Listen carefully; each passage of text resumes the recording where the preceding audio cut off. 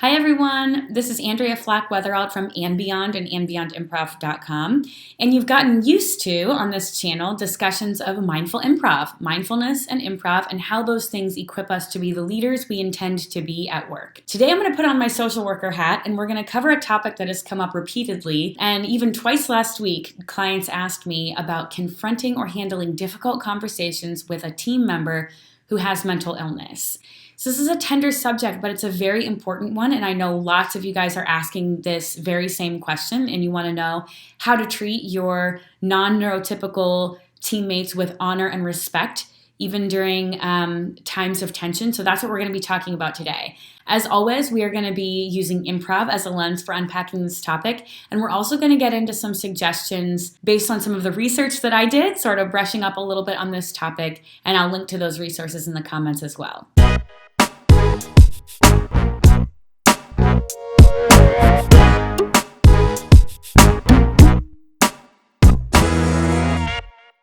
There's a couple things I want to say right up top here. So first of all mental health issues are not the same. So while some are concerning and are causing someone to suffer, another possibility is that this person is simply not neurotypical. Their brain is running on a different operating system than yours, and perhaps there's not suffering that needs to be alleviated. There's just communication that needs to happen to make sure that you guys are on the same page so that you can thrive and work alongside one another. So for starters, let's talk about some of our mindful improv skills and how we can specifically use those. So first of all, it's important to remember to honor your scene partner and remember that your scene partner is more than just this one thing about them. People who have mental health issues are more than those mental health issues. So you've heard me talk about this a lot when it comes to treating our scene partners with dignity in life. We are all more than one thing about us. Second of all, it's really important to choose curiosity instead of judgment.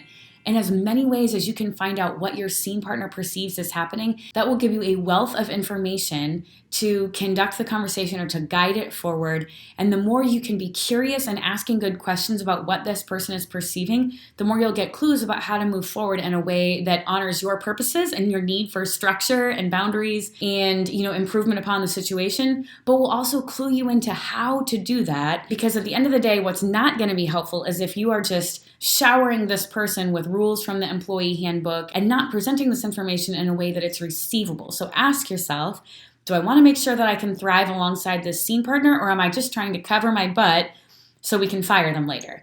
If what you want is to make sure you can both thrive, then we need to make sure we're offering this information in a way that it's receivable, and we do that by approaching with curiosity. Third of all, we're going to stay present in this moment instead of rehashing things that we may have seen in the past or fears that we've been taught in the past, maybe some misinformation that we have about mental health. We don't want to be hanging on to any of that stuff, and we also don't want to be projecting into the future and catastrophizing about what might happen.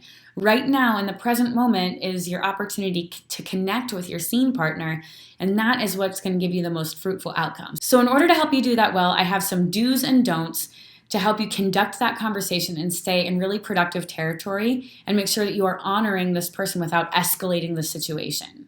Do be equally honest, clear, and kind throughout the conversation. Don't let your fear of how this person is going to respond or your desire to be extra nurturing hinder your ability to be honest and clear. What might make you feel very uncomfortable if someone were being so direct with you might feel very helpful to this person. You're not doing anyone any favors if you rely too heavily on kindness and you don't give the person the actual information they need around what the expectations are or what the instructions are for moving forward. Number 2, be attentive to this person's safety needs. So as I've done a little bit of research and a little bit of extra reading on this topic in advance of making this video, I found this advice to be especially helpful. If this person is struggling with some kind of anxiety disorder or certain other mental health diagnoses, their need for more personal space, their personal space bubble may be bigger than yours.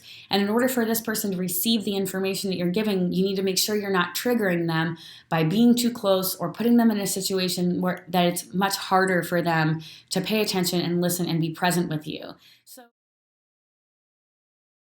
Number 3 is instructive curiosity. I've had the experience of hearing leaders or HR members beginning confrontations by saying, "Do you know why we're here?" This is usually just said because it's been modeled to them and they've not questioned it. But that is a great way to come across as condescending or to kind of just establish power over someone. And that is not the dynamic that is going to set you up for success really ever, but especially not in this situation.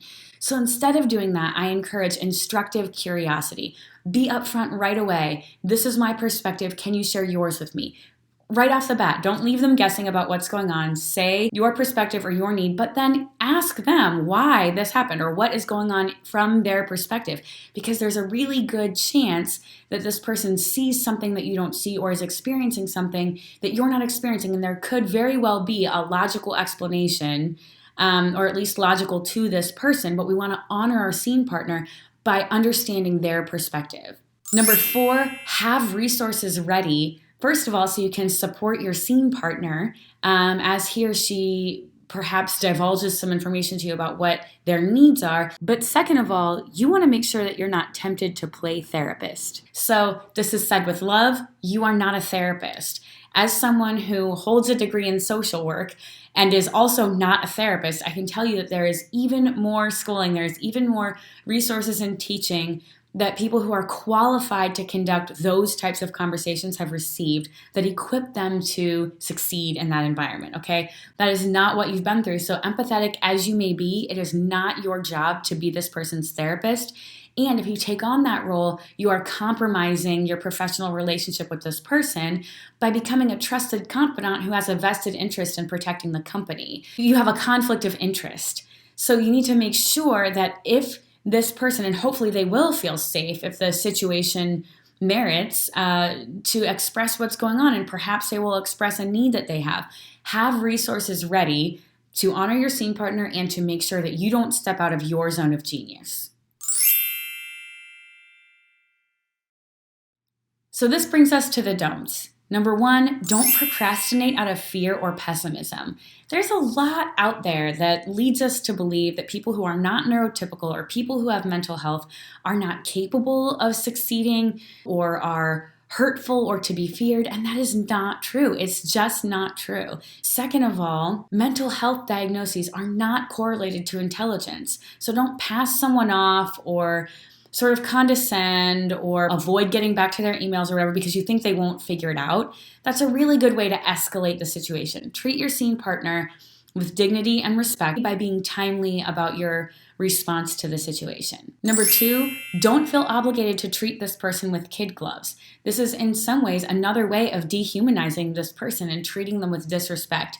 When you tell yourself that they can't handle being given the feedback that they need to be given, or they can't handle being held to the same boundaries as other people, you're telling yourself a story about what they're capable of that may not be true. So make sure you're remembering this is an adult person that you're talking to, and it's okay to enforce boundaries. Number 3, this person is expressing a belief that's not a part of your shared reality. Do not pretend like you share their delusions, their hallucinations, or their symptom-related beliefs.